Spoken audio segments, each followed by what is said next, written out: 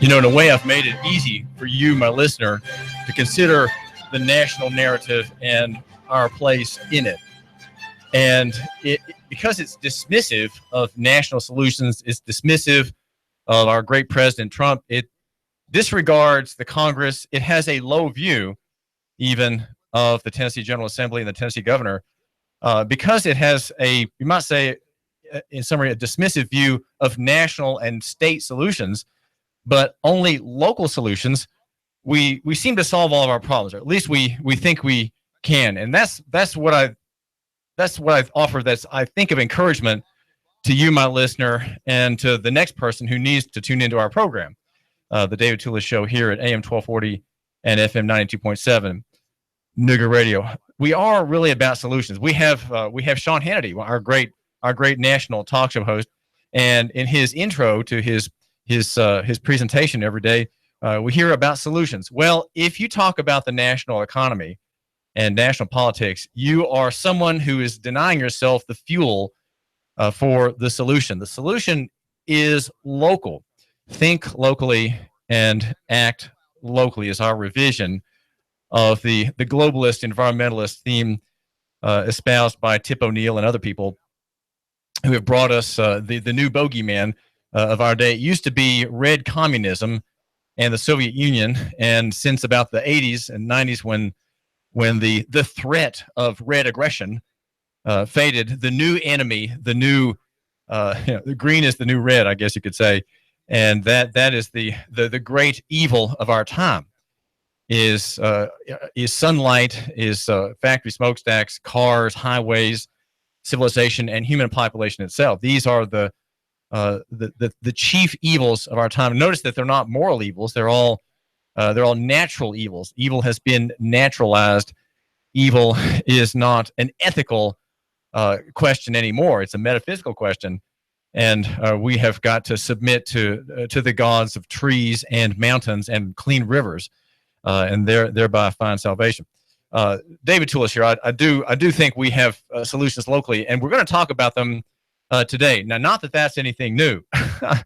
We talk about local solutions all the time, and I do think that they are solutions. I want to offer examples, and when I can, I will offer a specific.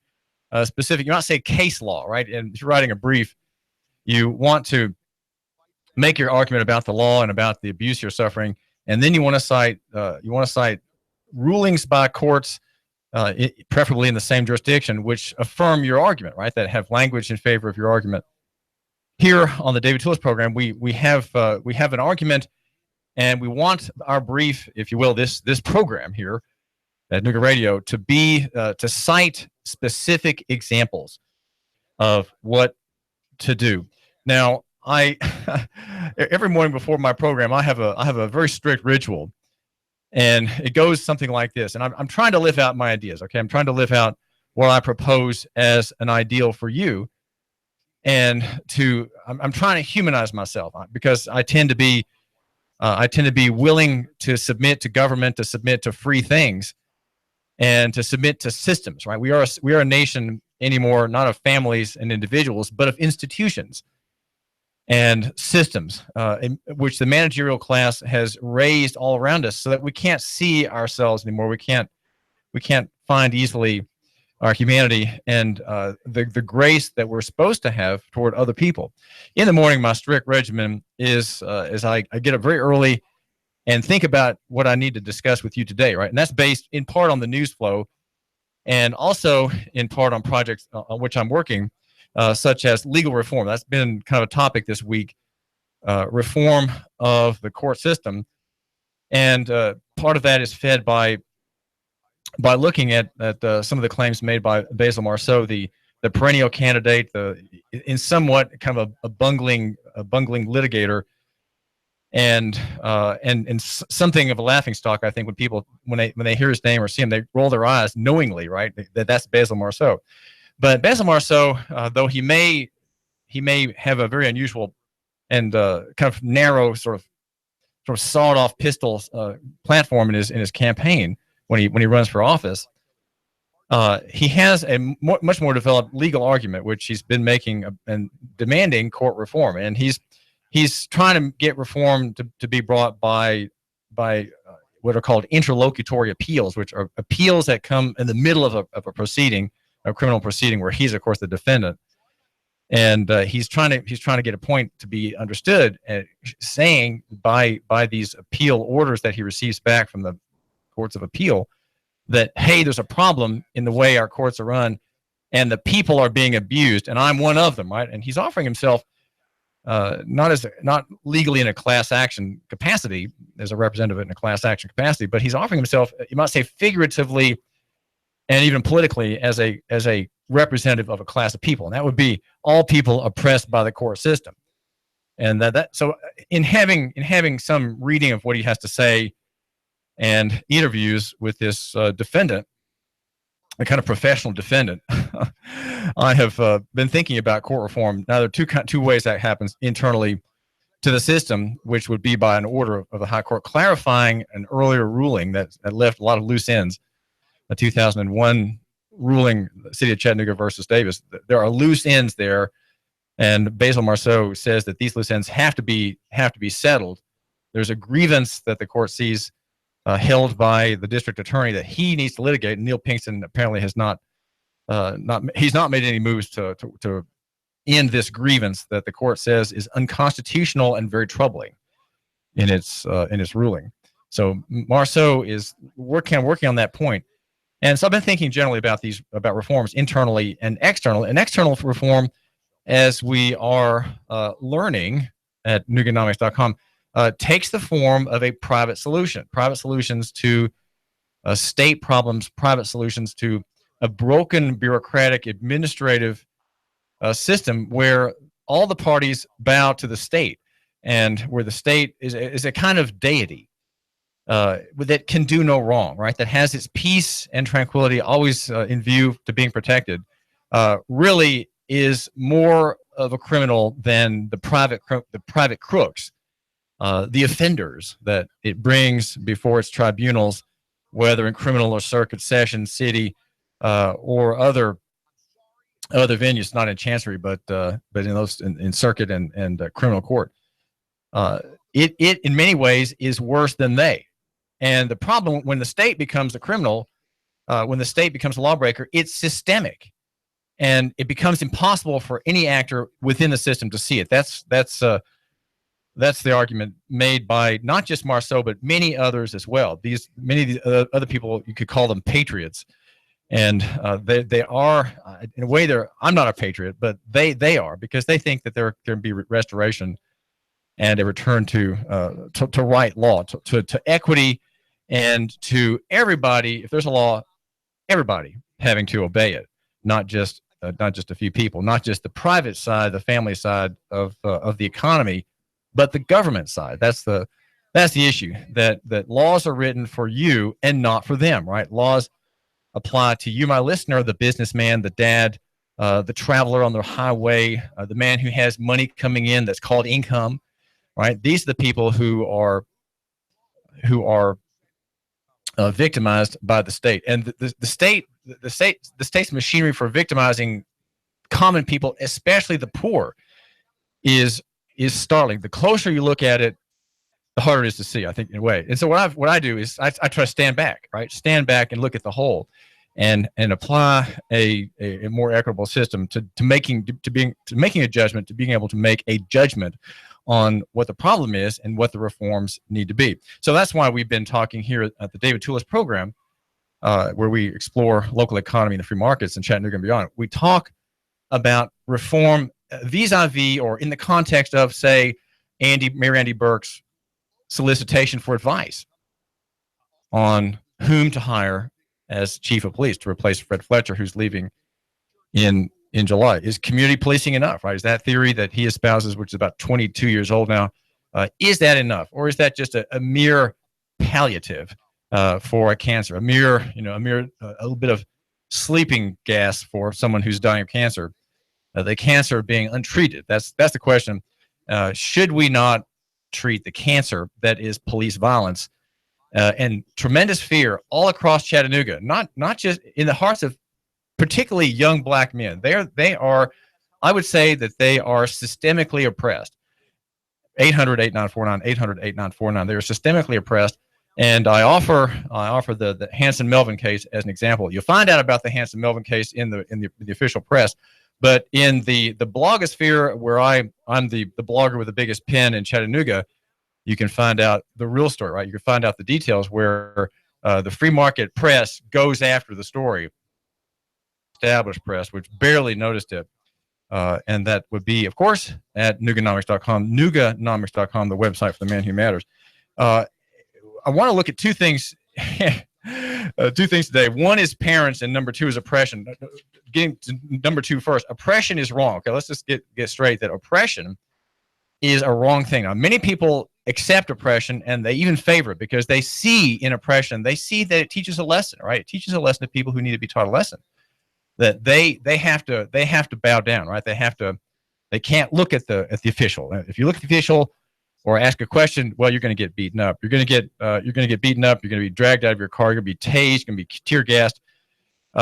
And oppression is wrong. Just go to a Bible website and look up the word oppress. You'll find, starting the first verse is Exodus 3:9.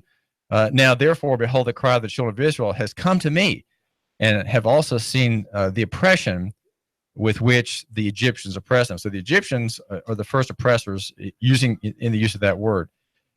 It goes on to say, you shall neither mistreat a stranger nor oppress him, for you were strangers in the land of Egypt. Exodus 22, part of the Ten Commandments, right? If you have the Ten Commandments in view from the Word of God, then you have an end of oppression, right? The Ten Commandments and their obedience by all brings liberty, because the commandments are, in short, they are the system of equity that in some respects still is honored today. Look at Jeff Atherton and Judge Pam Fleener in Chancery. Their job is equity. Their job is, in effect, lex talionis. That is their job in Chancery. A very fine venue, a very fine jurisdiction is Chancery Court here in Hamilton County. That their job is effectively to find how one party can be saved from the oppression of another, right? And there can be an equitable settlement and peace brought between warring private parties. Leviticus 25:17. Therefore, you shall not oppress one another, but you shall fear your God, for I am the Lord your God. So oppression is wrong. If you don't fear God, you're much more likely to accept oppression and to be an oppressor. You won't see the humanity of the person you're injuring. You just won't see it. You'll simply have in view the obligation you have to impose a rule on someone, even if it's unjust, even if it's wrong, even if it's tyrannical and destroys that person. Think about an arrest of a poor working woman whose tags are out of date, right? She's got 3 children at home, and the babysitter had to leave. That the babysitter is her aunt who lives on the other side of town. And the children are there alone in the house, and she's been stopped, and her license is out of date. She doesn't have money to pay for that. And so she's going to be taken to jail. And you shall not oppress a hired servant who is poor and needy, whether one of your brethren or one of the aliens who is in your land within your gates. So employees are often oppressed. And the people who are oppressed most by the state seem to be, if you look at the arrest reports at Chattanooga.com or Right to Know at the Times Free Press, they are the common people, the commonest sort of people who just don't have it together to remember court dates. They can't make bail. They can't pay their fees. They can't pay their fines. And they are indebted for, they're imprisoned for debt. Justice and oppression are the opposite. They are simply the opposite. Now, I say that because I feel like I have to make the argument, not to you really, but so that you can use this argument with someone else. To do justice to the fatherless and the oppressed, that is the man of the earth may oppress no more. That's in Psalm 10, 18. If you do not oppress the stranger, the fatherless, and the widow, and do not shed innocent blood in this place, or walk after your other gods to your hurt, that's a condition in the prophet Jeremiah. There are many other passages. The children also shall be as before, and their congregation shall be established before me, and I will punish all who oppress them. So, as you see, oppression again is lawless use of power against an individual who is undeserving of that wrath. Right? Oppression is a kind of wrath, and the person who's receiving it does not deserve it. So, because we argue for local economy and local solutions, we have to see that there need to be reforms, starting with the head law enforcer who oversees an army of 500 soldiers, and these are law enforcement people. They have in the marketing of that division of the marketplace. They mark themselves as saving lives and and securing peace and property.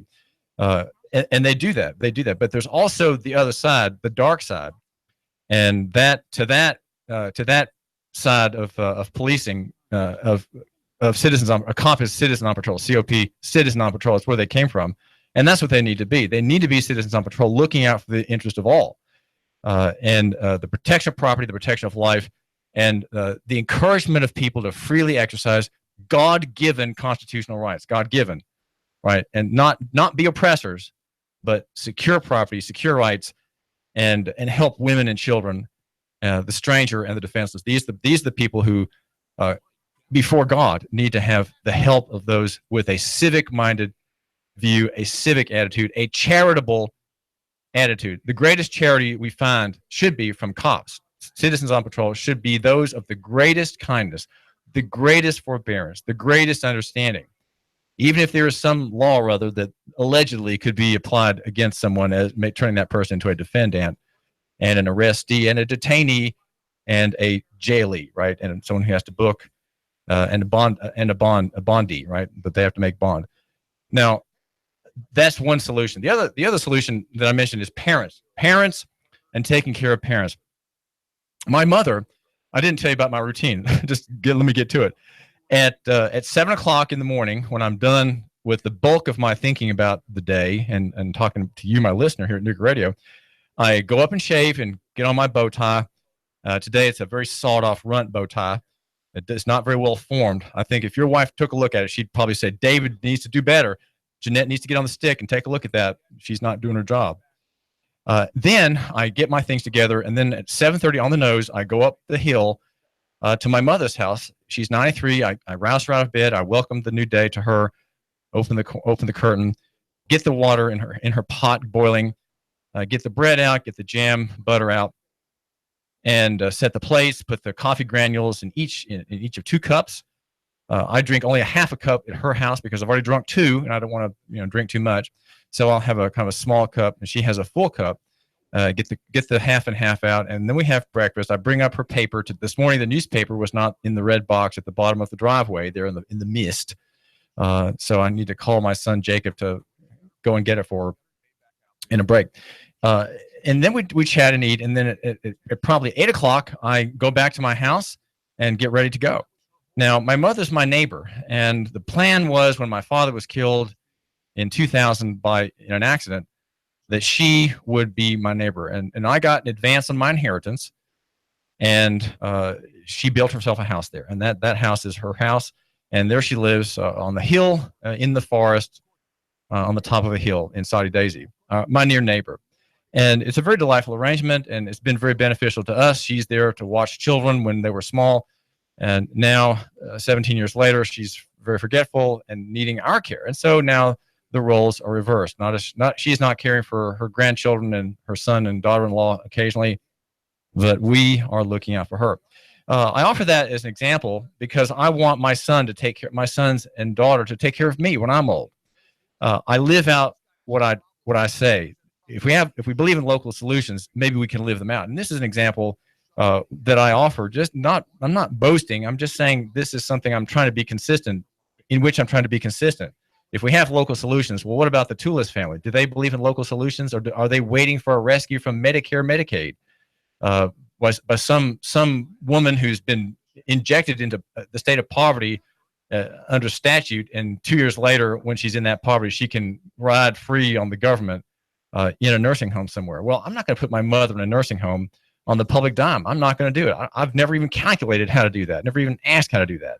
Why? Because I believe that I need to be a godly man, and I need to be a godly husband and a godly father. I want my children to see what I've done so that they will think, well, that's an obligation on them too. I don't want to be in a warehouse for old people to die in a monoculture, which is the nursing home culture. And there are more and more of them around Chattanooga and Hamilton County.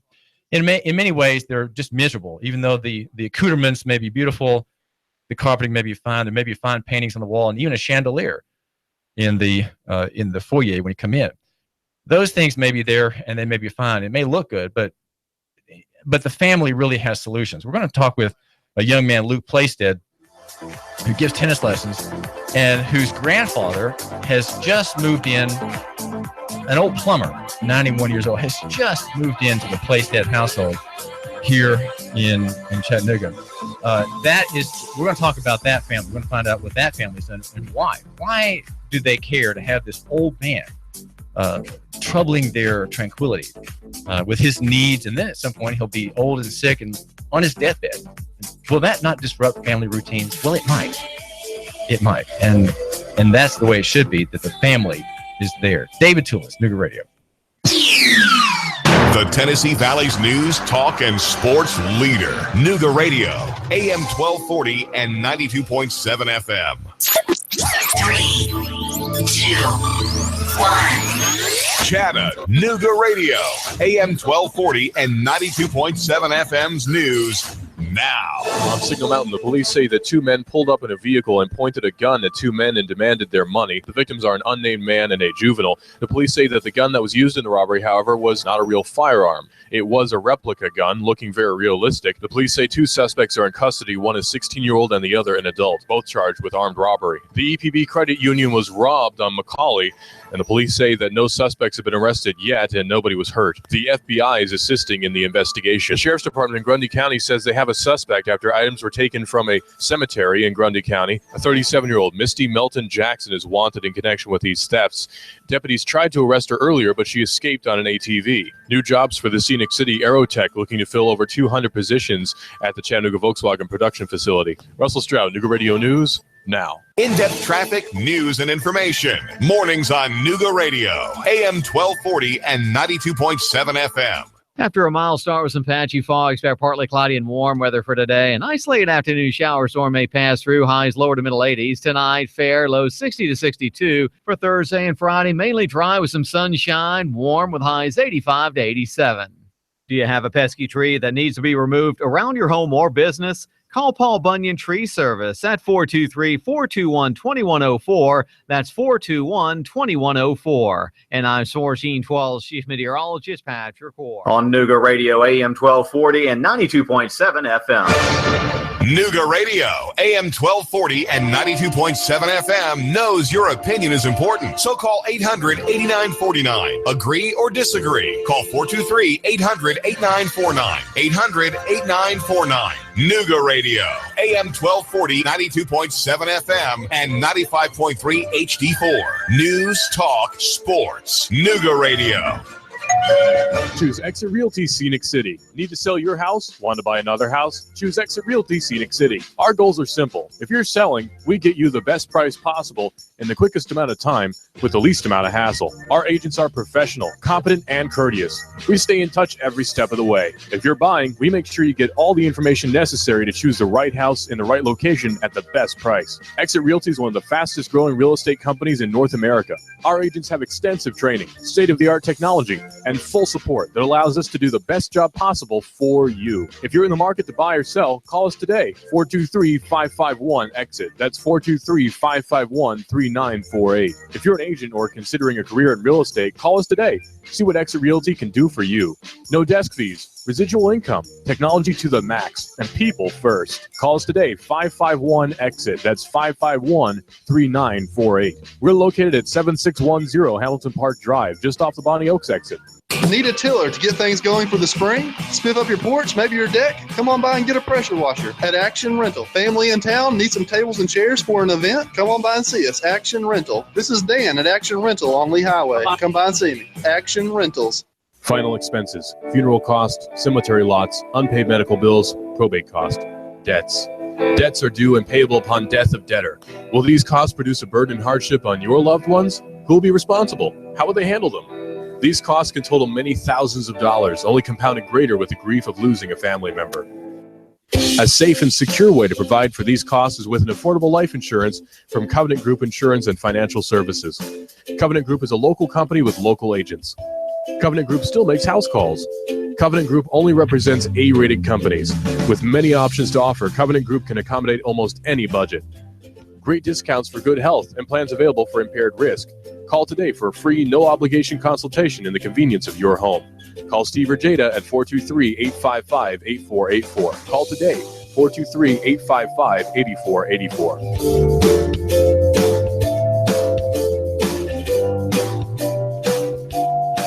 I've got a $10 bill for you at the best paint store in Chattanooga. David here. Hi. Big savings right now on paint and stains. Chattanooga Paint and Decorating. More than a paint store. Ring up a can and keep that $10 bill. Save on select paints and stains at Chattanooga Paint and Decorating. More than a paint store. Pittsburgh, Porter, Glidden, Prolux, Olympic, Flood. $10 a can. Savings this week. Jim and his team are here to help and advise and to help you hold on to your money. 5529 Hickson Pike. Chattanooga Paint and Decorating. ChattanoogaPaint.com.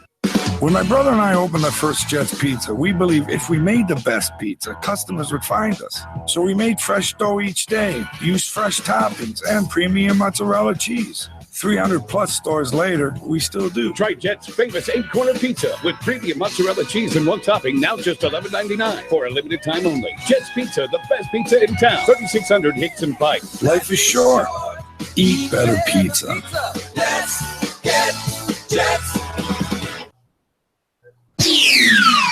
The Tennessee Valley's news, talk, and sports leader. Nooga Radio, AM 1240 and 92.7 FM. Now, the smartest guy with a bow tie in Chattanooga, Tennessee, David Tulis.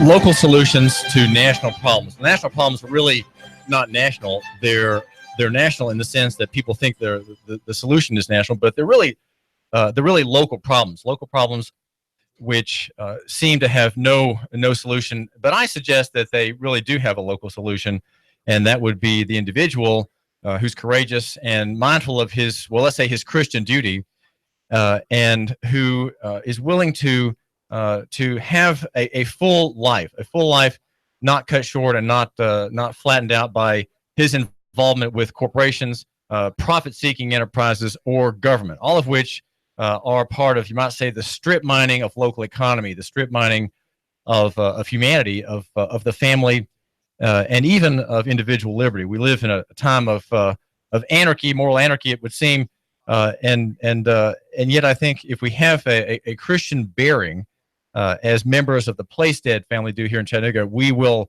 have solutions that are really tax-free, right? They don't require the expenditure of tax money. They don't require organizations. They don't require any external intervention in the relationship that is needed and which is being fulfilled. Luke Plaisted is a 17-year-old high schooler and is graduating very soon from his studies, and plans to study biology and biochemistry at UTC. And he's one of 3 children of Dr. Dennis Plaisted and his wife Shebnam. Dr. Plaisted is a professor at UTC, and he's the middle of three children. He's 17 years old. Daniel, his brother, is 21, and these brothers have a sister, Hannah. Now, the news in the Plaisted house is news that we'd like to hear replicated in the bosoms of other families here, and that is this: that an old relative, a great grandfather of Luke, has just moved into the Plaisted house. His name is Fred Jackson. He's 91 years old. He has done probably many things, but one of them was as a plumber. Luke, how long ago did your great grandfather move in, and what's the news from his room and his involvement in the family? Yeah, he moved in about 2 weeks ago. He was living out in L.A. in California, and my dad went over there, and they both flew out here to Chattanooga. They had a long plane ride, and he's been out here for about 2 weeks now. And he has dementia, but he has adjusted pretty well. He loves his new home. He loves just having people around him all the time. I think he's getting a lot more company out here and more love than he was out there. So I think he has been adjusting well and has been happy here so far. Well, in what kind of circumstance was he before coming to Chattanooga? My great grandmother, his wife, passed away about 5 months ago, and so he was out there without her for about 5 months, and his daughter was taking care of him out there, and they all had also other caregivers coming in. But his living conditions weren't as good out there. His daughter was not a very good caregiver. He needs 24/7 care, and there were a couple times that she would leave him alone, and but she left him alone not out of negligence, but just because she had to go somewhere, right? And there was no one else there. His daughter. I think some of the times she, he needs someone to spend the night with him, but sometimes she didn't do that, even though, she should have, and she had nothing else. So, she wasn't that keen on caring for him. So we knew we needed to get him out of there. And, we felt, it was our duty to take care of him because, he was, he is my father's grandfather. But, he was like a dad to my dad. So, my dad owes a lot to him and really felt like he needed to care for him, and that Gramps, that's what we call him, Gramps. Deserved better care. So, well, just briefly, fill us in on the relationship between Dennis Plaisted, your UTC professor dad, and his grandfather. Was your dad's father deceased, or was there some need for your great grandfather to care for Dennis Plaisted when he was a younger man or a boy?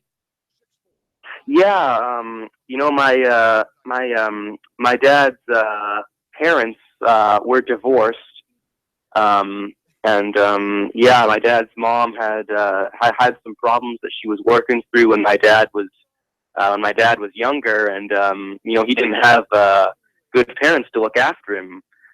But his grandparents took him in, and they were the ones who brought him to know the Lord. They introduced him to Christ, and my dad was saved through them. So, he obviously that's a huge debt that he owes them. It's they've really given him a lot. They really were like his parents.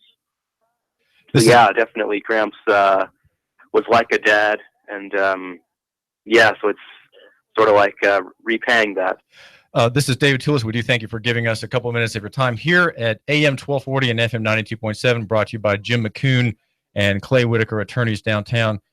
We cover local economy and the free markets in Chattanooga and beyond. And we're talking with Luke Plaisted, who is a homeschool son of the Plaisted family, one of 3 children, plans to study biology and biochemistry at UTC, where his dad teaches religious history of religion and courses in the philosophy department. Now, and Luke is telling us that his great grandfather Fred Jackson, 91, has just moved in. So, give my listener a sense of perhaps maybe the burden of having an older man with so dementia. Of course, means of sort of loss of mind, your loss of your mental gifts, your mental capacity. How does that manifest itself in this man? It makes life difficult for him, and it's it's not easy for us either sometimes. But he's very forgetful now, but he sometimes forgets where he is. He's adapting to a new surrounding now, and it's difficult when you have advanced dementia to do that. But he still maintains such an amazing good attitude throughout all of this. He's constantly telling us how blessed he is to have us, even if he doesn't fully know what's going on around us. He's always so grateful for anything we do for him, he just is constantly saying how wonderful we are, and he's just such a nice guy. So even though he is affected by dementia, you can sort of still see Christ's light shining through him just in the way he talks.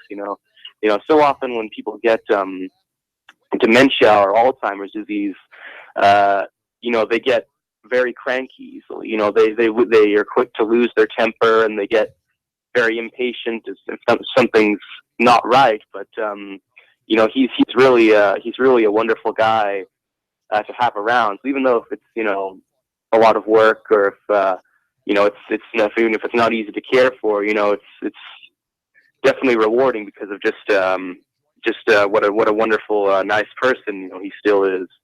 Well, Luke, let me ask you about your future. We're talking about you're studying biology and so on, so you'll go on to be a doctor in medical school. And let's just imagine now that you're 55 years old, and your dad Dennis and your mother Shebnem, she was in India. She was in a Muslim family and was an atheist, and then she became converted to Christianity as a student in Bryant College.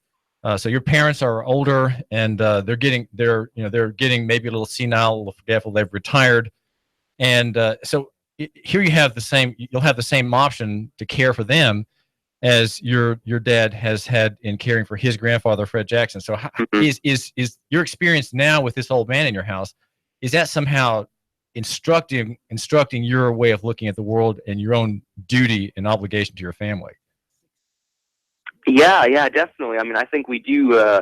We definitely have a duty to care for our family and for our elders. There's this verse in 1 Timothy 5. It's 1 Timothy 5:4 that really spoke to my dad when he read it one time, and he shared it with the rest of us. And what does it say? It really motivated him to take care of that. He needed to take care of his grandparents.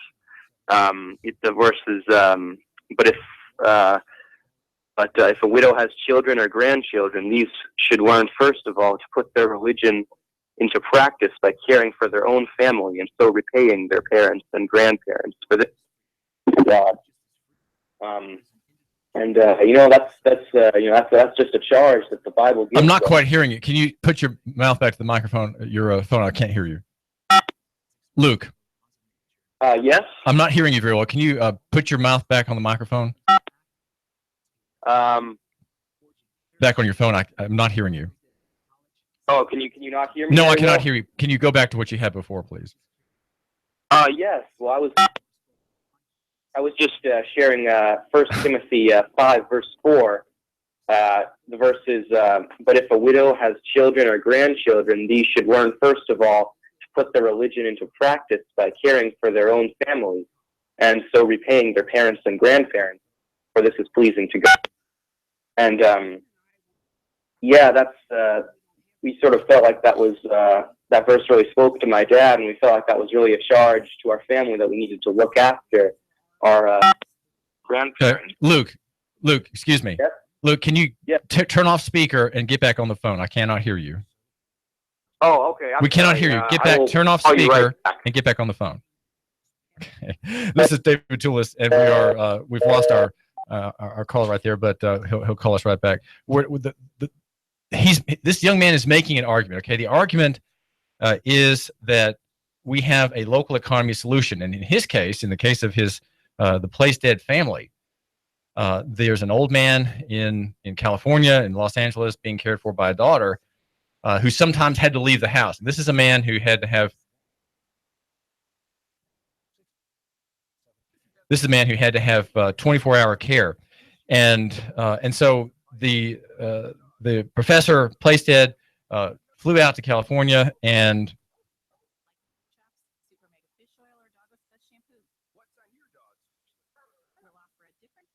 there's our caller. Went out to California to get the old man Fred Jackson, the great grandfather of Luke, whom we have on the phone. Luke, thanks for calling back. And sorry about that. Fred is 91 and is in a stage of dementia where he lives. I think if you have dementia, Luke, you live kind of in an innocent and eternal present tense. Is that not fair to say? Yeah, that's definitely a big part of it. Usually when you get dementia, you can't like new things that happen to you, like you have a very short term memory. So like learning new things or things, like he says things and then forgets, a couple minutes later that he said them. However, his long term memories are fairly clear to him. Usually those memories from earlier in your life are the last to go if you have dementia, but the later memories from your life are the first to go. It's sort of that's sort of the way it progresses. So he remembers his childhood fairly well, and he was a Marine. He served in World War II, and he remembers that pretty well. But he does.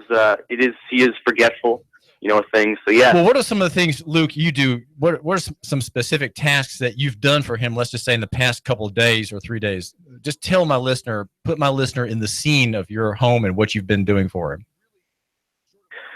Yeah, well, he really likes having company, just having people sit with him and just talk with him, even if it's just small talk. He loves just having just a little attention, someone to talk to all the time, and he has I guess special dietary needs because he doesn't have his teeth anymore, so he needs us to get him pureed foods, smooth foods he doesn't really have to chew.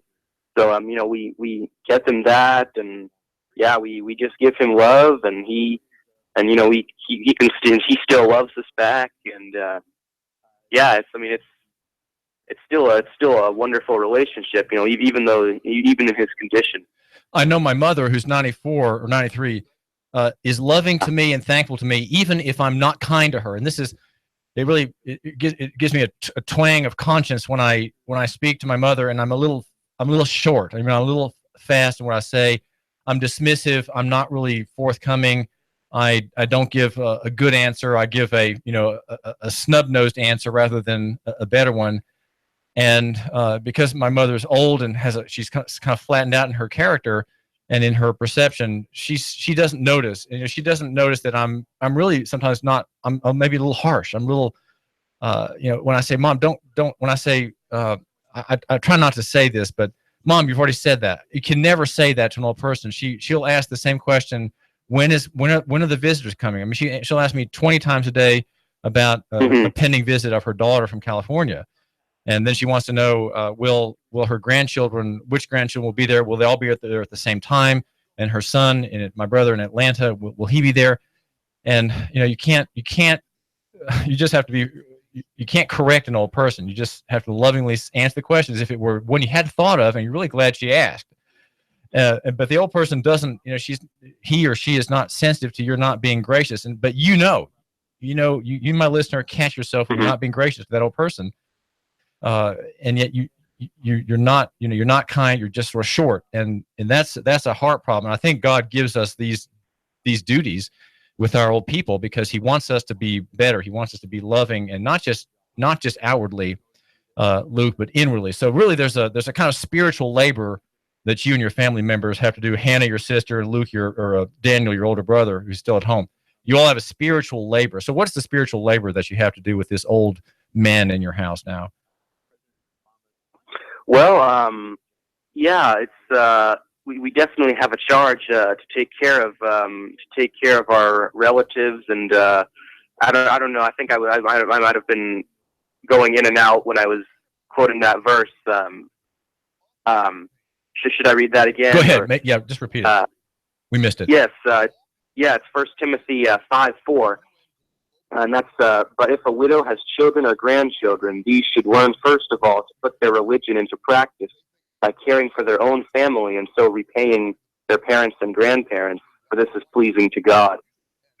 So that really is our spiritual duty to do that. We're repaying them for all that they've already done for us. I know. I mentioned that. My great grandfather was like a dad to my father. So yeah, he's both his grandfather, like his grandparents, but he's also like a parent too, So well, let me ask you this. definitely Luke. a lot. What if that old person had not done anything for you? What if that old person had done nothing for your dad and nothing for you, and had even been unkind or harsh or ugly in the past? Would you still have that duty to care for this old soul? Yeah, you would. I mean, it wouldn't be as easy. I mean, but I think, yeah. I mean, if it's your parent or grandparent, or even just your elder, even if we have a duty to love everybody, to even love those who are unkind to us. Definitely, it's not as easy to do, but we definitely should. Well, Luke, let me ask you this: give out your phone number in case my listener needs some tennis lessons for a son or daughter. How can Luke Plaisted, young tennis instructor, be approached for a lesson? What's your number? Yeah, my number is 423-362-0526. If anybody wants a tennis lesson. Okay, that's 362-0526, and we're talking with Luke Plaisted. Luke, I'll let you go. Thank you very much. Okay, no, thank you. Appreciate it. Luke Plaisted is 17 and gives tennis lessons to young people, and his family has taken aboard 2 weeks ago his great-grandfather, a man who led his father, Dr. Dennis Plaisted, a UTC professor, led him to encounter the Lord Jesus and to repent of his sins. That was what Fred Jackson gave to his grandson, Dr. Plaisted. But the point, the man we just now spoke to, that's of special interest is this: even if old Fred Jackson had done nothing for this family, had done nothing for any member of it, but was just an old relative marooned in Los Angeles, this family, the Plaisteds, as Christians, as local economy solution providers, right? They would have said, well, he needs to come here because we can better take care of him than his daughter in California. Well, this is David Tulis, and this is the kind of solutions that we're looking for. There are many solutions, and we're going to talk next with a man who's noted for his defense of people who are dragged into criminal court by the good people in Washington and in state capitals, and sometimes before local government tribunals. And he's there to defend them and give them the right ideas, the right answers amid oppression. David Tulis. The Tennessee Valley's news, talk, and sports leader. Nooga Radio, AM 1240 and 92.7 FM. IBuyChattanoogaHouses.com, Chattanooga's premier house buyer. Do you have a house you need to sell fast? We are buying. Call us today. We are local folks. We will buy your house as is, no repairs needed. We will give you a cash offer and close on the day of your choice. Call us right now, 423-834-7321. Need to sell a house fast? We are buying. Are you experiencing one of these situations? Inherited a house you have no need for? Behind on your property taxes? Nightmare tenants making your life miserable? Too many repairs needed and don't have a desire to fix? Behind on payments and facing foreclosure? Recently divorced and need a way out of the house? Never really wanted to be a landlord and just want to cash out? Trying to relocate and need to sell your house? Do you need to sell a house fast? We are buying. No fees, no hassles, no repair costs. Close on the day of your choice. Our process is simple. Call us today. We inspect your property right away. We make you a fair cash offer. We close on the day of your choice. Call us today, 423-834-7321. Visit our website, IBuyChattanoogaHouses.com. Call us today, 423-834-7321. IBuyChattanoogaHouses.com. He stole out so much cash, such a huge mountain of cash, that he's become a national star. Rick Davis. You know the story. Cash, cash, cash, and more cash. People can't believe it. They want to see it. And now Rick Davis has a new TV show. National TV, USA and Canada. He's got the gold and silver, diamonds and rings. You get dizzy just thinking about it. Rick's selling. Rick's buying. Cash, cash, cash, and more cash. And now a mountain of cash catching the Hollywood spotlight. You know where it is. Brainerd Road, Rick Davis, Golden Diamonds. Cash, cash, cash, and national TV cash. That's really big. Everyone wants to see it. Money flying out the door. Rick Davis is America's jeweler. It's better than Hollywood. It's right here. Cash, cash, cash, and more cash. Rick Davis, Golden Diamonds, Brainerd Road. You love me. You really love me. Are you shovel ready to build a house, but you're not a builder? Are you shovel ready? Michael's Homes is ready to bulldoze its way to a solution for you. You have ideas on what you want in a house, but you're looking for someone to bring your ideas into a plan and turn your plan into a house. Michael's Homes, custom builder. Michael's Homes has lots available at a new subdivision, River Bay Estates, that's Harrison. Maybe River Watch in Saudi Daisy. Choices galore, lots, houses, beautiful homes all over Chattanooga. The Canyons, Hickson. Crystal Brook, Appison. Drive in, take a look, consult with us. We build on your lot or ours. Homes-Chattanooga.com. Call 423-413-9929. It is Eric Jones hard into the outside wall, and they are still 3 and 4 wide. It looks like we're racing at Talladega. Caution flag is out. It looked like Denny Hamlin was trying to get by Ricky Stenhouse. Got into the back of Ricky at the line. Man, that's a close one. Matt Kenseth wins stage 1. Green checkered flag is out, and Brad Keselowski has won stage 2. Dale Earnhardt Jr. into the wall. That will bring out the caution. Caution waving once again. And again, it's Dale Earnhardt Jr. involved. Oh, trouble. Ty Dillon has gotten turned to the inside of the racetrack, and Clint Boyer has just nailed him. Matt Kenseth falling back, the field storming by. Something wrong. Now we see sparks from Kenseth's Toyota. Larson chops him off. Coming off turn number 2. Goes to tail. Now it's Logano to the high side in 3. Joey Logano, a winner here at the Richmond International Raceway. Hear it live on Chattanooga's official NASCAR radio station. Nooga Radio, AM 1240, 92.7 FM. The voice of NASCAR.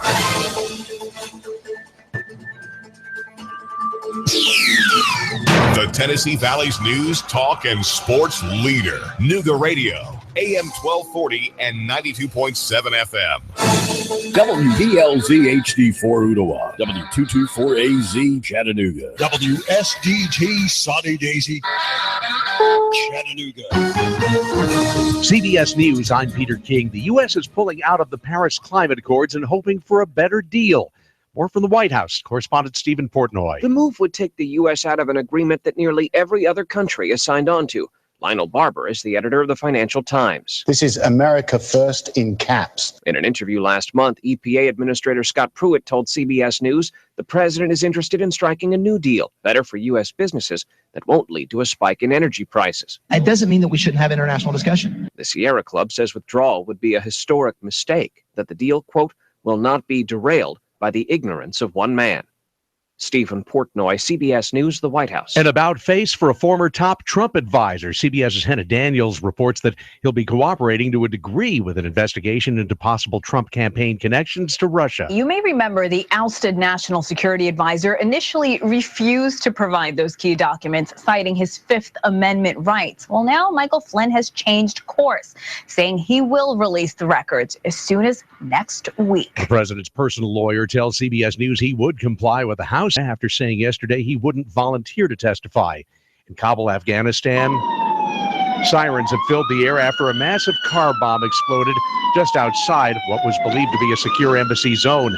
At least 80 people are dead, more than 460 injured. Via Skype from Kabul, reporter Catherine James says it was a powerful blast felt for miles around. There were windows and doors blown off. People who were outside with fairly serious injuries of just chunks of flesh off their legs, and these kinds of injuries that could potentially see more people die from in the days to come. In Washington, police say they've arrested a Pennsylvania man who showed up at the Trump Hotel with an assault rifle, a Glock handgun, and ammunition inside his vehicle. CBS's Jeff Pegues. This is one of those instances where police were prepared. They got this tip. They were able to jump into action. They made the arrest earlier today. The president has tweeted that comedian Kathy Griffin should be ashamed of herself after a picture showed her holding a bloody severed head that appeared to be that of Donald Trump. Griffin posted this apology last night on Twitter. I sincerely apologize. I am just now seeing the reaction of these images. I'm a comic. I crossed the line. I moved the line. Then I crossed it. I went way too far. An onboard fire forces a JetBlue flight from New York to San Francisco to land in Grand Rapids, Michigan. Passenger first reported smelling smoke from a carry-on bag. We're at 35,000 feet, and all of a sudden we hear an announcement, and we look back in row 25, and we saw everybody standing up and smoke coming around. We didn't know what was going on. Turns out the smoke came from a laptop battery charger. The fire was out by the time the plane landed, and nobody was hurt. The Dow is down 76. This is CBS News. Here's an urgent message from Agoro Financial. Most of the tiny penny stocks operating in the newly formed marijuana markets are garbage. That's the truth of it. But there are a few that have a legitimate chance of becoming blue chip marijuana firms. And that's certainly the case for one 25-cent marijuana player that we've analyzed. Why? Because it was recently revealed that they are expected to deliver the best quarter on record to shareholders. All segments of operations, construction, wholesale, and retail are being reported as profitable and self-sustaining. And they could be getting ready to deliver some really big news. Shares could soar in the near future. Once the mainstream media begins covering this story, it could send share prices screaming higher. Go to profitfrompot.com to find out how you can legally stake a claim in the best of the best that the industry has to offer. If you don't, you'll probably regret it for the rest of your life. Go to profitfrompot.com. That's profitfrompot.com. Jimi Hendrix fans with deep pockets will have to wait another day to buy a piece of what's now disputed rock memorabilia from one of his most famous concerts. CBS's Jim Shenevy. It was purported to be the guitar Jimi Hendrix played at the 1967 Monterey Pop Festival. But Heritage Auctions has pulled the plug on the June 15th auctioning of the Fender Stratocaster amid questions about its authenticity.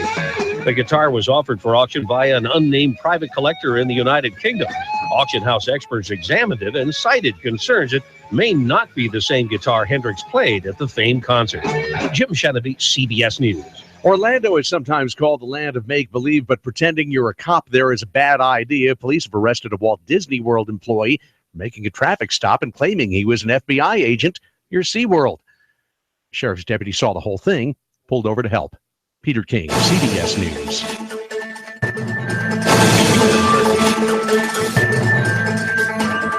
After a mild start with some patchy fog, expect partly cloudy and warm weather for today. An isolated afternoon shower storm may pass through, highs lower to middle 80s. Tonight, fair, lows 60 to 62. For Thursday and Friday, mainly dry with some sunshine, warm with highs 85 to 87. Do you have a pesky tree that needs to be removed around your home or business? Call Paul Bunyan Tree Service at 423-421-2104. That's 421-2104. And I'm Source 12 Chief Meteorologist Patrick Orr. On Nooga Radio AM 1240 and 92.7 FM. The Tennessee Valley's news, talk, and sports leader. Nooga Radio, AM 1240 and 92.7 FM. 3, 2, 1. Chattanooga Radio, AM 1240 and 92.7 FM's news now. On Signal Mountain, the police say that two men pulled up in a vehicle and pointed a gun at two men and demanded their money. The victims are an unnamed man and a juvenile. The police say that the gun that was used in the robbery, however, was not a real firearm. It was a replica gun, looking very realistic. The police say two suspects are in custody. One is 16-year-old and the other an adult, both charged with armed robbery. The EPB credit union was robbed on Macaulay, and the police say that no suspects have been arrested yet and nobody was hurt. The FBI is assisting in the investigation. The Sheriff's Department in Grundy County says they have a suspect after items were taken from a cemetery in Grundy County. A 37-year-old Misty Melton Jackson is wanted in connection with these thefts.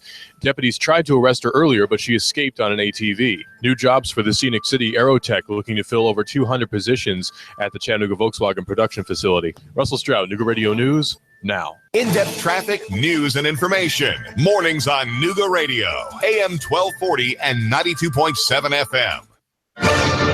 Nooga Radio, AM 1240 and 92.7 FM knows your opinion is important. So call 800-8949. Agree or disagree. Call 423-800-8949. 800-8949. Nooga Radio, AM 1240, 92.7 FM, and 95.3 HD4. News, talk, sports. Nooga Radio. Now, the smartest guy with a bow tie in Chattanooga, Tennessee, David Tulis.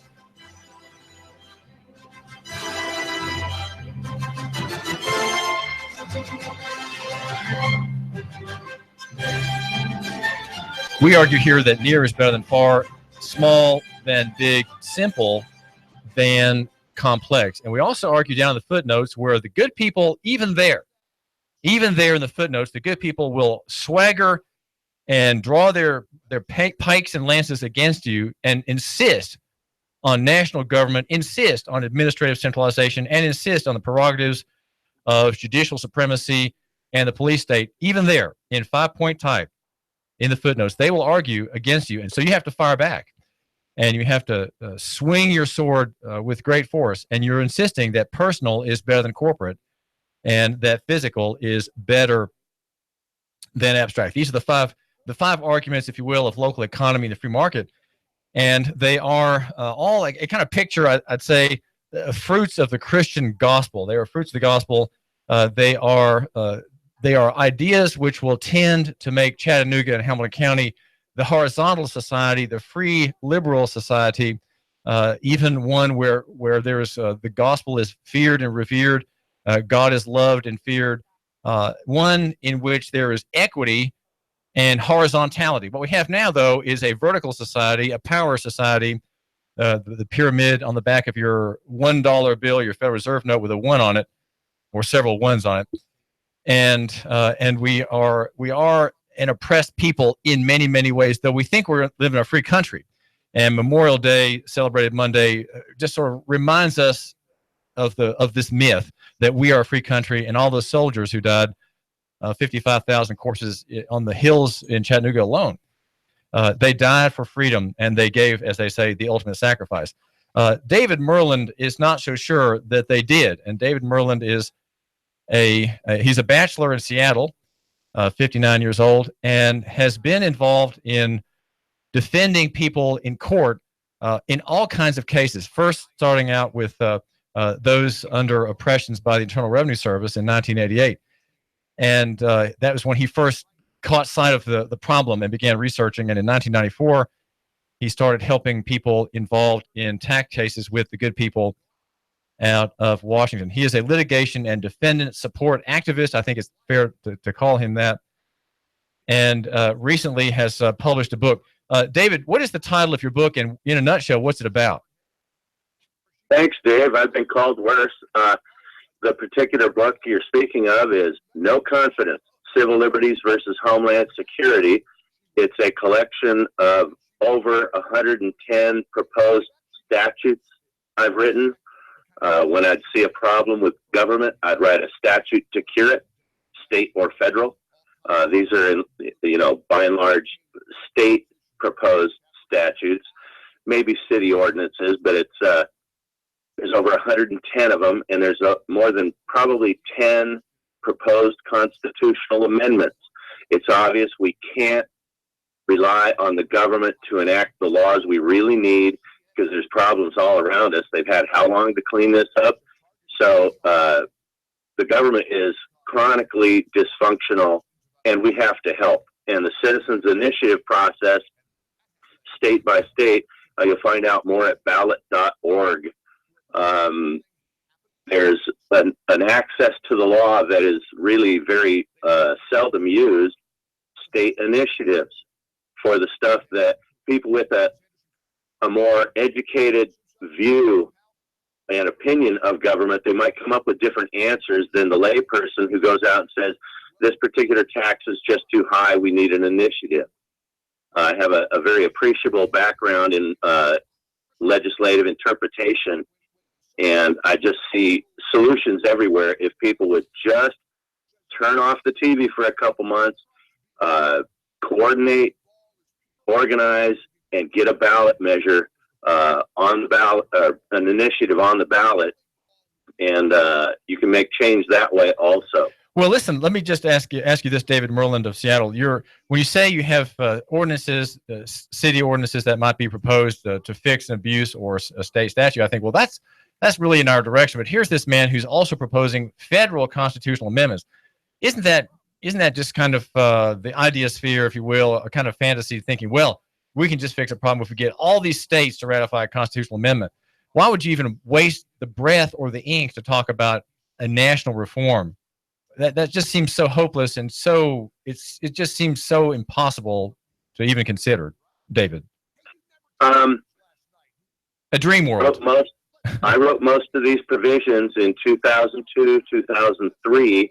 I would see a problem. I was helping a lot of people in state court and municipal court at the time. I was not representing them, but I was practicing law without a license for poor people, writing stuff for them to file in court. And what I've been a teacher of my findings since 1993. And what I try to do is teach first. And so I've expressed my findings in essay, in brief, and this book of citizens initiatives. It's looking at the problem from several different angles to look at the many different aspects of remedy you have available to you. It's not that I'm proposing you do this. I'm proposing you read this to see how easy it would be if, in fact, you decided to do this. So it's not that you don't buy this book unless you're going to have an initiative. You buy this book so you're familiar with a whole lot of problems that didn't come to the surface because you're not living in the world I live in. You're the average individual, daily job, a family. God bless you. You got kids out there that you're working hard to feed. And you don't run into all these problems, whereas I, as a legal advocate, I got phone calls from a bunch of different people over years saying I have a particular problem, I have this problem, I have that problem, and I would get into the law and find out whether or not it rightfully could be visited upon the public by the whatever government I was dealing with, be it municipal, state, or fed, and then I'd weigh the situation for its constitutional infirmity, and I'd write a statute to cure the problem for this particular work. For those people, I'd write a brief for them to take into court. So I was looking at law from a bunch of different angles, and I saw that there's a lot of things that you can't solve unless you write a law to inform the public servant. You're doing it all wrong. And sometimes they won't listen to anything but a law. And so it may be a fantasy, but looking at the political landscape, as I have been, I've been watching a minimum of 5 to 9 hours of news every day since probably 1999. I work at home and I watch news, listen to news all day long. Why? And what is listening to news do? It may seem futile to a lot of people. It may be the only thing you have left. It may be something you didn't think of. And now that we have more than any time in my lifetime, we've got Republicans everywhere in state legislatures and in the Fed. And if any time was the right time to try an initiative drive to change the law in the way that prudent people understand it should be, now is the time. So while it may seem futile to a lot of people, it's closer to reality than it's ever been. Tennessee has an official oppression statute, David Myrland, 39-16-403. And in there, it's highlighted intentionality of abuse. If you intentionally subject another to mistreatment or to arrest, detention, stop, frisk, halt, search, seizure, dispossession, assessment, or lien, when the public servant knows the conduct is unlawful or intentionally denies or impedes another in the exercise or enjoyment of any right, privilege, power, or immunity, when he knows the public servant knows it's unlawful, then you have an oppression, which is a Class C felony. You propose revision. That's not exactly what you have mentioned in your book. You have a description of official misconduct. This I think is a description of sorts of official misconduct. You say that it should say something like this: a public servant is guilty of official misconduct if with intent to obtain a benefit or to deprive another person of a lawful right or privilege he intentionally commits an unauthorized act under color of law, or he intentionally refrains from performing a duty imposed upon him by law. Similar, maybe a little bit better than Tennessee's. Are there some states that don't have a clear definition of oppression, David Myrland? I've run into a couple of states that don't have an official misconduct statute. You were reading the official misconduct statute from Washington State, and I'll tell you what, I never got any respect from government until I started writing and filing citizens' criminal complaints pursuant to a court rule that says you can do it. And suddenly, I was somebody they didn't want in court because, in all honesty, the more you learn about the law, the more public servants you find in violation of that statute that Dave Tulis just read to you. They live in the criminal code. The government's address is the criminal code. Everything. There are so many modes of enforcement they succeed in based solely on our ignorance. I can't tell you. And when you cure some of that ignorance, you find out, oh, there's a violation of that statute. Now you can see violations of that official misconduct statute all around you. It's that bad once you cure a little bit of ignorance. Well, in Tennessee, we have here near Chattanooga a case where a city government is demanding an inspection of a couple's house without a warrant, and they're saying that it arises from an ordinance which deals with property and renovations. And the couple has been in hiding, Dave Myrland, for almost a couple of months now under a civil contempt finding by a chancery judge. And my argument, I might be wrong about this, but my argument is there can't from municipal necessity ordinance arise a cause of action for a search. Notice that the word search is not the same as inspection. For a search, absent a warrant, which has to have a criminal basis. The city and its agent, the city attorney, are acting as if there is a cause for a search that's civil. And so I'm trying to figure out, what should this couple do? How do we make the story have a good conclusion? They're in hiding, and they're not refusing a search. They're refusing an inspection. What would you make of something like that, Dave Myrland? I would take the ordinance under which the city is operating, and I would sketch or maybe fully detail in a written statement and notarize it the exact situation you find yourself in when the city requires, we're going to come onto your property and search. Then I would take that affidavit and description and the number of the ordinance they're using, and I would take it to a civil rights attorney in your area, try to find in the biggest city closest to you an attorney who has a record of suing municipalities. That attorney is going to know all the ins and outs of municipal authority versus the Constitution. They're going to specialize in it, and they're going to know what statutes to cite to invoke the jurisdiction of the court. They're going to know exactly how to go into court, how to frame this cause of action against the government and bring the question to federal district court. Can the city really require this when, in fact, I have failed to waive this or I have failed to violate that? And they frame the question for you, and in my experience, they won't listen to anybody who's not ready to take them to court, because court costs money and they don't appreciate anything until you hit them in the wallet. And so I always do that. Really, it's at the top of my list of things to do is to threaten their wallet. It seems to calm them right down. And then I would run this past an attorney personally.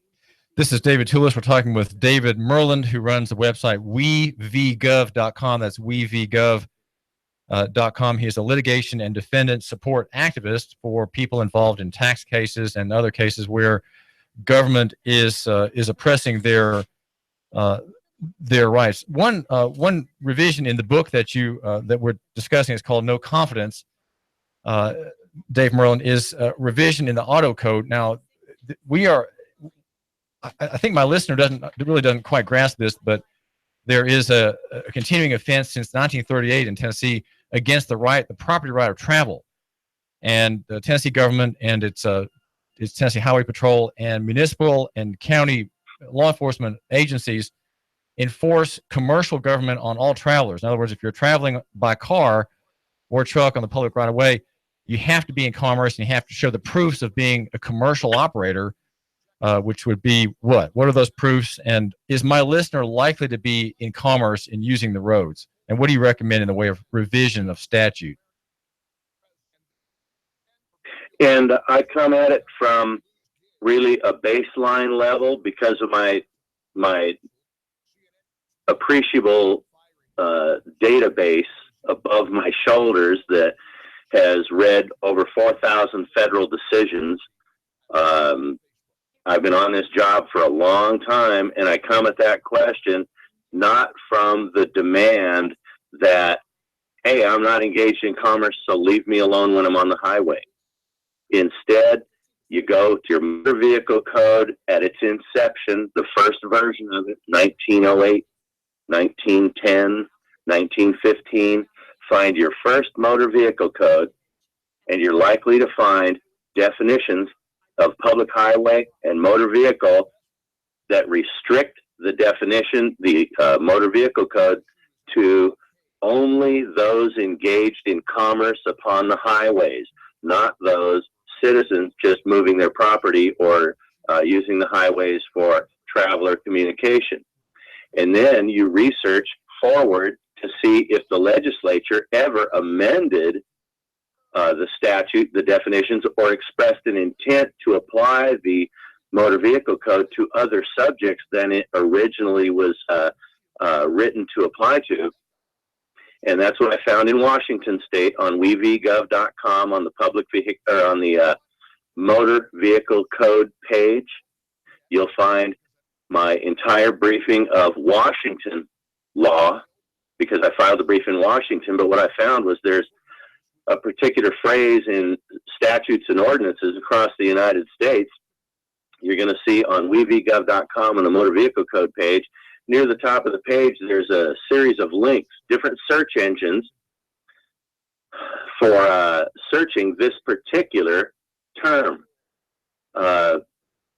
I found it in a 1961 Washington State statute in the work of Kirk Riggin, and I built on that work because I found this phrase in law everywhere from coast to coast: open as a matter of right to public vehicular travel. I read that phrase over and over again. In 2005, I went to Google and did a search. I got 464,000 hits on that phrase. Open as a matter of right to public vehicular travel. And I have to tell you, if anyone has a right, it's an American. And so I claimed that right for myself, and somebody's got this right to the roadways. Because here it is, across the country, I've got it everywhere. I just did a search on Google. I got 37 million hits for that phrase. Well, let me ask you about Dave Murray. Let me ask you about that. Open as a matter of right to public vehicular travel.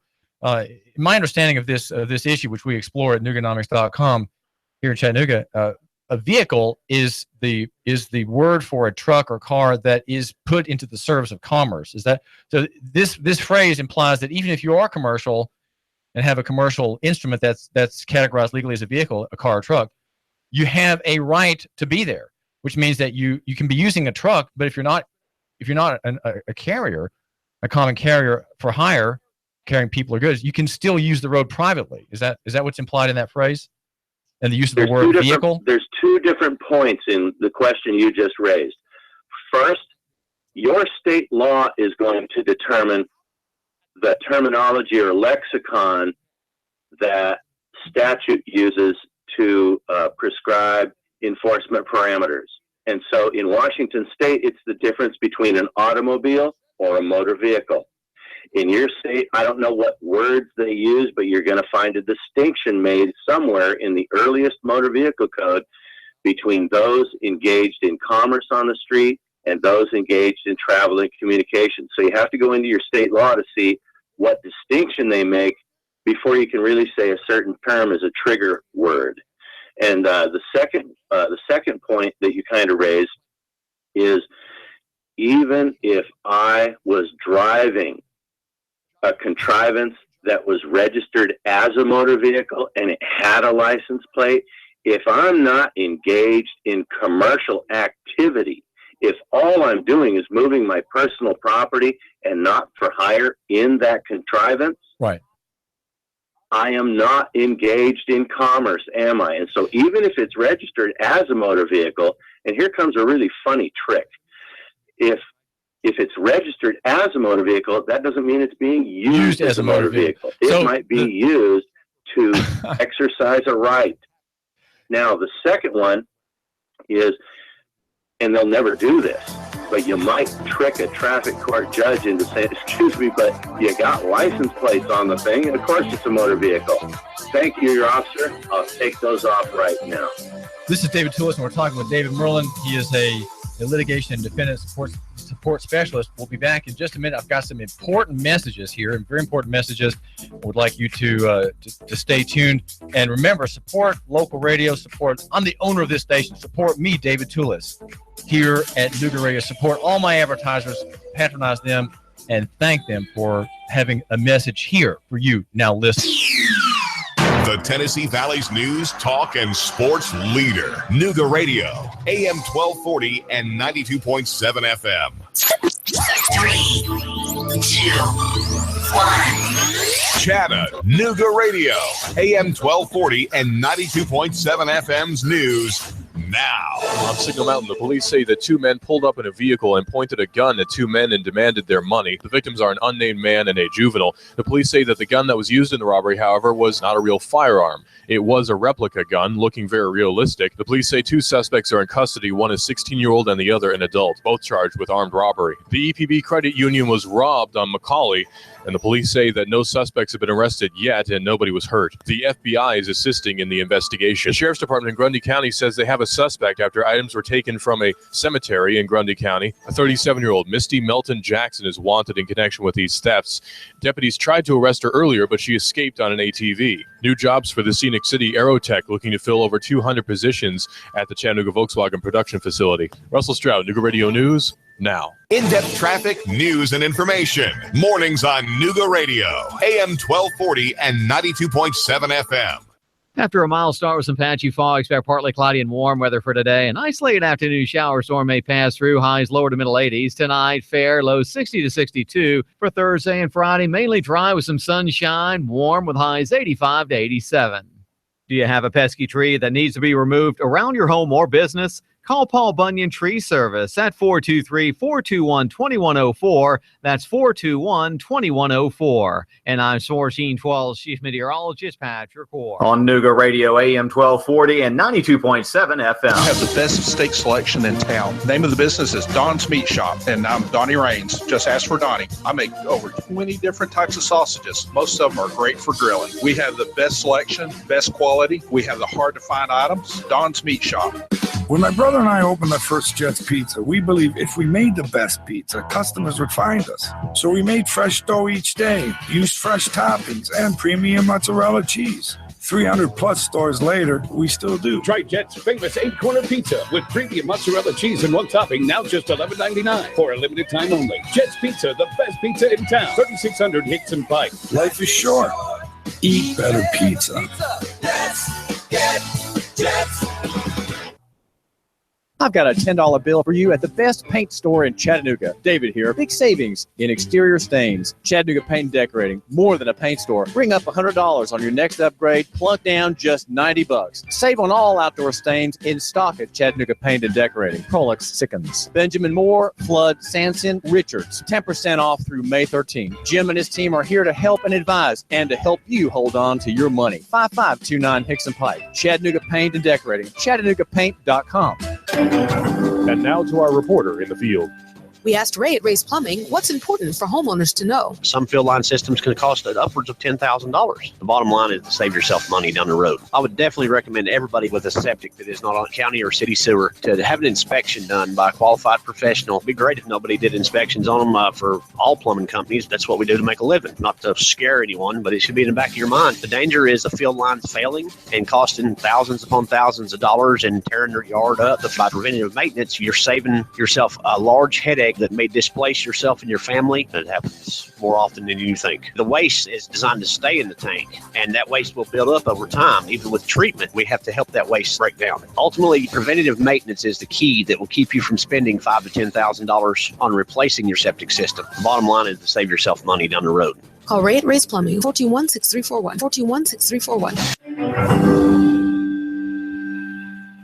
Competent, kind, caring, knowledgeable, experienced, great listener, great negotiator, in touch, accessible. If these are the characteristics you want and need in a realtor, you want and need Thomas DeMoss of Keller Williams Realty. Thomas is a very gifted realtor who puts the client's needs first. Whether you're buying or selling a home, Thomas is the realtor of choice. Thomas will help and guide you through each step of this very important process. For many of us, the purchase of a home is one of our largest investments and most important family and financial decision. Let Thomas use his 10 years of experience in the Chattanooga real estate market to give you the advantage you need when buying or selling a home. Buying a house? Thomas can help you navigate the emotional and somewhat anxious process of buying a home. For those of you who want to sell a house, Thomas uses his marketing and negotiating experience to help you sell your home for top dollar. Thomas is a local resident, raising his family here in Hamilton County. He knows the area very well. For many agents, real estate is a job. With Thomas DeMoss, it's a passion and what he loves to do. Call Thomas today for a no-obligation consultation. He makes the process as simple as possible. Call 423-364-0028 and visit his website, northriverpropertygroup.com. Need a tiller to get things going for the spring? Spiff up your porch, maybe your deck? Come on by and get a pressure washer at Action Rental. Family in town, need some tables and chairs for an event? Come on by and see us, Action Rental. This is Dan at Action Rental on Lee Highway. Come by and see me. Action Rentals.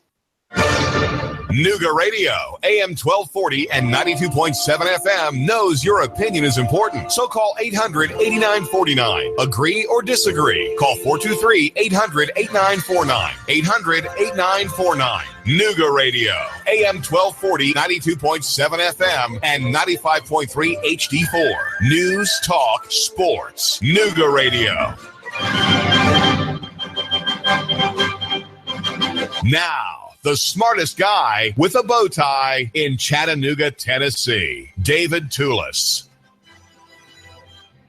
As we argue for personal responsibility and reformation of morals and lococentrism, decentralization, and, well, we could say the fruits of the Christian gospel here in Chattanooga and Hamilton County, we look at the people who really don't stomach that, don't like the idea of self-government, really don't like the idea of people having private lives. They want everybody to have a public life, to be you might say, a biped corporation where everybody is a recipient of the dole in some way, the user and keeper of a privilege, rather than one exercising a common law right, a constitutionally guaranteed or protected, personally held rights that belong to individual human beings, men and women made in God's image, flesh, you might say souls with bodies. That's what C.S. Lewis's phrase for the individual is a soul with a body. And constitutionally guaranteed and protected rights adhere to them. And so government does not like such people. It really tries to suppress and destroy them, to marginalize them, to make it impossible for them to move easily in the modern digital economy. And yet that's not really the case if we believe David Myrland in his accounting of the individual and the power of the individual to stick up for his rights, to push back, to defy, to thwart false claims of jurisdiction against him by police and judges and administrators, bureaucrats, tax collectors, and others, many of whom operate ultra vires. Ultra vires simply means in Latin, outside the view. Many authorities operate outside their lawful authority, and they operate, you might say, privately in their own personal capacity, apart from a legal authority empowering them as they hold an office, right? Authorities in law apply to offices, and authorities and the individuals running these little cockpits, if you will, these little pods of power, should be in the pod and using the power given by statute and not be asserting their power as individuals against you, my listener, individually. David Myrland is a stickler on this kind of point. He's a troublemaker and a dissenter in the great tradition of Thomas Paine, David Thoreau, and the martyrs at the time of the Reformation, the Huguenots, for example, and many others. He is a litigation and defendant support activist in Seattle. He is a bachelor. No woman could stand to be married to a man who's constantly involved in court battles, sometimes as the defendant. He's age 59 years old and has read many, many cases and thought long and hard about law. Though I have read a little law and read a few cases, all I can do is admire his stamina for digesting court opinions, which I really think is a great hobby to have. I wish I had more time for it. Well, David, the commercial government is enforced against my listener by three legs, especially in the area of travel, and that would be the pretended requirement that he have a driver's license, that he be compulsorily insured in his conveyance, and that he have his car registered with the state. And you're in the middle of saying that a person using a vehicle, a car, a truck privately, may be in a contraption that is in fact registered with the state in commerce as a commercial object, and may be insured as a public safety concern. What does that mean? What if the user is not necessarily licensed? Can he say you were finishing make your point about that again, please? Yeah. First, on the note of or your comment regarding stamina, I'm an eyewitness to the fact, and believe me, everybody, adrenaline will get you a long way.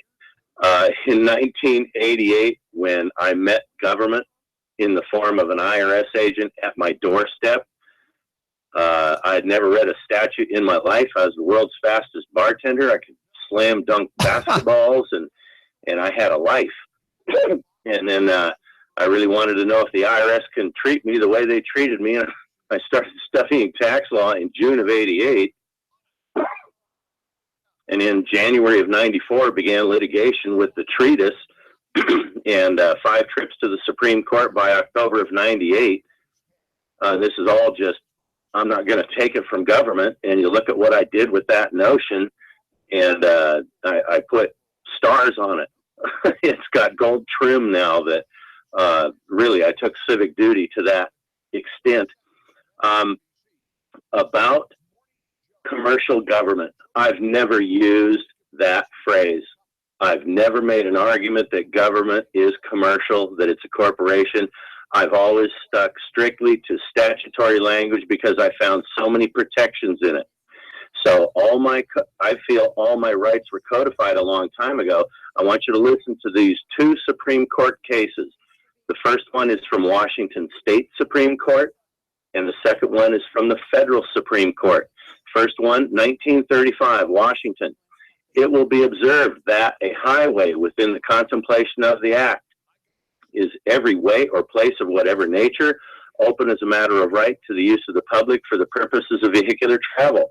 There can be no question but that this definition is broad enough to include streets and incorporated cities because they are open as a matter of right to the use of the public for the purposes of vehicular travel. End quote. Sounds to me like the state just declared that streets within incorporated cities and towns are open as a matter of right. Thank you for travel.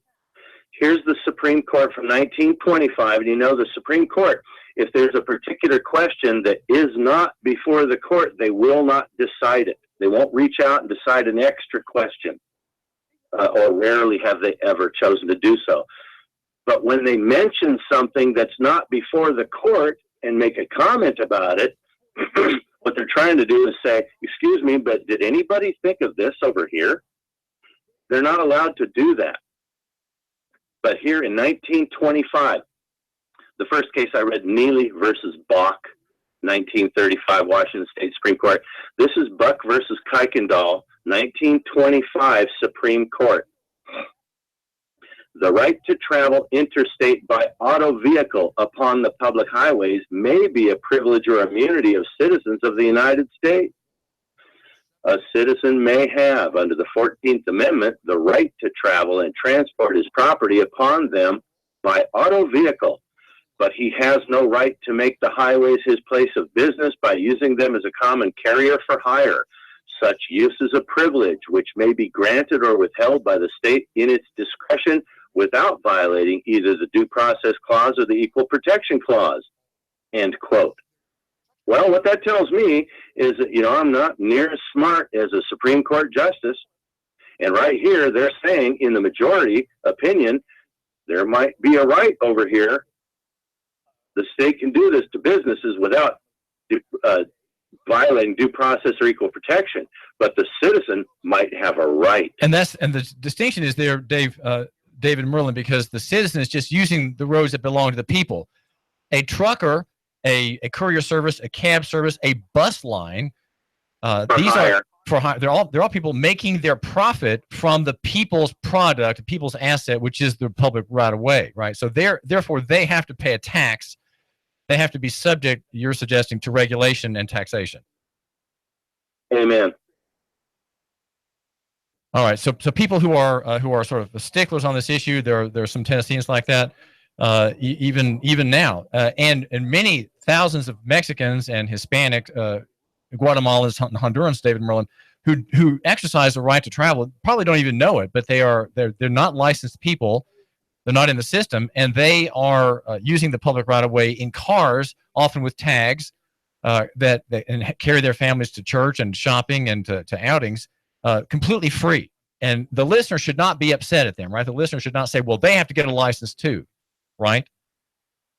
Well, as you can't insist that anyone get a license unless you can prove that the law requires that they get one for their activity in the first place. So unless you can prove that the law requires somebody to do a certain thing, you need to be quiet about their conduct until you're not ignorant of the law. Law is just like the ocean. It can make you look like an idiot in seconds. You have to have respect for the complexities and really the substance of what is law. And in the motor vehicle code page, on wevgov.com, as you go through there, you're going to come across the 1961 Washington statute that says open as a matter of right to public vehicular travel. But before that, in 1915, you're going to see a sessions law. I believe it's right here on this page. Sessions law means it's directly from the legislature, that defines public highway in three different ways. It can be any way, lane, street, road, boulevard, or other surface open, number one, for the government to use to conduct its business and affairs. Number two, for transportation of goods or commodities. And number three, for travel or communication between different localities and communities. I do number three. I don't do that number two, transportation of goods. That's commercial movement of goods or commodities or persons by a carrier. So I know the definition only applied the motor vehicle code to number two, transportation, because that's the definition of motor vehicle. And it did not apply motor vehicle to travel or communication between different localities and communities. That's what I do. So even if I'm registered for hire, if I'm not currently using my car for hire and instead I'm going to church with my family or to the store, whatever, then I am not engaged in an activity that is taxable, whether I have plates or not. My activity, the nature of it should come first. It's a constitutional right. So it doesn't matter whether I'm registered as a motor vehicle. My conduct is a constitutional right. Let me ask, Dave, we're talking with David Myrland, and this is David Tulis. Thank you for giving us a minute of your time here at Nooga Radio. We cover local economy and the free markets in Chattanooga and beyond. David, I think my listener appreciates what you're saying, but somehow let's bring it back to him. He's saying, okay, well, this is all fine and interesting, but I'm a licensee. This is not something I can really change. I don't think I can get into the depths of this legal tangle. So what? Give my listener the so what, the who cares. Why should he care about this? Why is this not just an arcane legal issue that David Tulis or someone like David Myrland discuss with avid interest. Why should he really care about this as much as you do, or at least partly as much as you do? What's at stake? This is going to start narrowly, but it's going to broaden into my answer to that question. IRS, Internal Revenue Service. IRS, illegal revenue streams. IRS, ignorance reaps slavery. I want safe roads. License me. Make sure I know how to operate my vehicle and I'm not a threat to others. Thank you, servant. I'll pay for that license. But here's what they get in addition to the public safety, which should be their only valid motivation. State and federal motor vehicle fuel excise tax, state and federal motor vehicle tire excise tax, annual tabs, the license plate, registration, pay for emissions, jump through this hoop, red light enforcement, traffic fines, bail, DUI, mandatory auto. All of this comes with making sure you're safe on the road. And what did they do with the money? They spent it on extra cop cars, so we got more cops per square mile to enforce the motor vehicle code to make money off of you. They've turned it into a profit motive. Make sure I'm safe, that's fine. But the rest of this garbage, how small would government be if they had not stolen all of this money by taxing the exercise of a right? You cannot tax the exercise of a right. Murdoch versus Pennsylvania, like 43, and 89 cases that cite Murdoch versus Pennsylvania since then, all of them in the Supreme Court. You can't tax, license, or criminalize the exercise of a right. And so that's why it's important. It's a racketeering scheme. It's not just them slightly misenforcing the law. It pays the pensions of public servants, and it's stolen money. I'm not very happy about it. Well, it seems to me that, David Myrland, we face a real uphill battle to get people interested in this.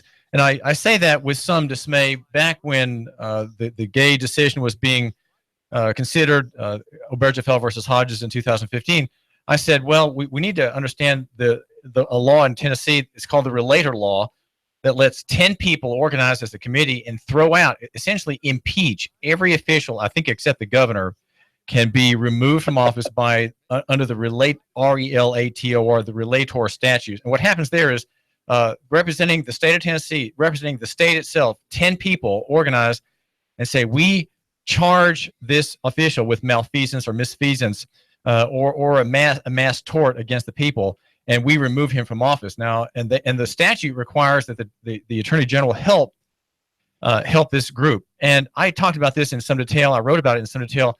My listener did not call me. My listener, David Myrland, did not call me to say, David, could we meet about this? Could we hear you talk about this? Can you bring the law book with you and talk about this with me and a friend?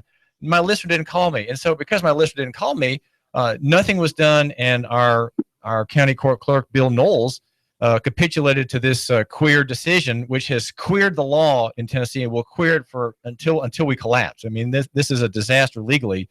It is a deconstruction of the law. It is a kind of neutron bomb of the law, where the opinion in Washington voids the words that remain standing in the statute in the Constitution, but which have no meaning and no life. It's the neutron bomb theory of law. And people don't care. My listener doesn't care, David Myrland. So I'm not sure how there can be a groundswell of opposition to the tyrannical state. Sure. If my listener didn't call me. Small steps. You don't do everything at once, because this is foreign to public servants too. They're not paid to know the law. They're paid to bring in money. And they're kept as stupid as they have to be to do the number on you. They don't do a job, they do a number in too many instances. That statute you just described to me is a wet dream. That's great. I have a citizens review panel statute in my book called No Confidence, Civil Liberties versus Homeland Security. You'll find it for sale on wevgov.com along with other courses. but you need a jury nullification statute. I have one in my book. And you also need a statute for Citizens Review Panel. Your legislature came close. My Citizens Review Panel and my statute has a lot more authority than that. And you couple that with the ability to write criminal complaints and the knowledge at wevgov.com, you have more authority than you ever dreamed. You know you can take this first step. Okay, I can do a review panel. I have this Tennessee statute. Well, what if you knew this public servant was guilty of felony violations of the law? What's a felony? It is as easy as two people, like a prosecutor and a judge, conspiring to illegally obtain your right to property or to liberty. They violated court rules and they wouldn't allow discovery in my criminal case, and they found me guilty. Well, that's unauthorized conduct. You can't violate court rules, and you did it to take somebody's liberty. That's a maximum of 10 years in prison under Title 18, Section 241, conspiracy against rights. I think I better file a criminal complaint with my review panel and bring charges through my review panel against this judge and prosecutor for state law violations. But I can ring the felony bell on the federal level, and if I can ring the felony bell on wevgov.com on the citizen's arrest page, you'll see all the case law you need to know that a citizen can arrest a felon with any necessary force. You're coming with me, Your Honor. And so I don't play. This is business. I have the right to arrest a felon. Why would I waste my time proving a public servant committed a misdemeanor? I'm going to start with felony violations on the part of the judge. What do I get out of this? Small steps. I drove for several years without a license plate, driver's license, insurance, tabs. I had an expired trip permit in the back window for years because I could just tell the judges told the cops, don't bring him into my court. Every time he comes in here, he's filing criminal complaints against me in my own court, and I got to step off the case. And so unless he's breaking arms and burglarizing homes, leave him alone. How much money did I save by being fully informed and acquiring a willingness to confront government over what it's obviously doing that it shouldn't be doing? That's a small step that I made. And if you got a citizens review panel statute like you just cited to me, I would go out and borrow money so I could fund a meeting room with cameras. I would get a clerk so that they could manage the docket, and I'd bring public servant after public servant before my review panel on criminal complaints, and I have people authorized to go out and make citizens arrests. I'd be in communication with the sheriff about what I'm doing. It's all within the law, and I would go on the offense. No reason for defense. I'm on the offense every time because I don't work for guilty people. This is David Tulis, and we're hearing a word of encouragement by David Myrland, the Seattle litigation and defendant support activist, who is telling us that with small steps we can regain lost liberties. We cannot live in fear. I think that's the main thing, David Myrland. My listener can stop living in fear, and he can take some small steps to regain his liberty and be a man about being a Tennessean or a Georgian. Here's where I stand. Excuse me. You mentioned the Internal Revenue Code to me. Well, how does Section 83 operate in your conclusion? I owe a tax on my paycheck. You're stealing, servant. You're in a conspiracy with your boss to steal my money, and that's a conspiracy against my rights. 10 years in prison, max. I can arrest you now. This is David Tulis, and check out Dave Myrland's work at Nooganomics.com. Nooganomics.com has an introductory essay about his concept of review panels. That's Nooganomics.com. And this is David Tulis. Now, I've got some important messages for you. Hang on. The Tennessee Valley's news, talk, and sports leader. Nooga Radio, AM 1240 and 92.7 FM. Are you looking for a gospel-oriented, covenantal, family-friendly Reformed church? Dayton Reformed Presbyterian Church is a body of Christ-centered believers gathering for worship on the Lord's Day from around southeastern Tennessee. Our congregation is reformational in its outlook. It has a traditional worship service regulated by the Word of God. Prayer, singing the Psalms, reading God's holy word, teaching, preaching the Bible, The administration of the sacrament. Dayton Reformed Pres. Committed to the authority of the Bible as the inerrant, infallible Word of God. As the Westminster Confession of Faith directs every Christian, we aim to glorify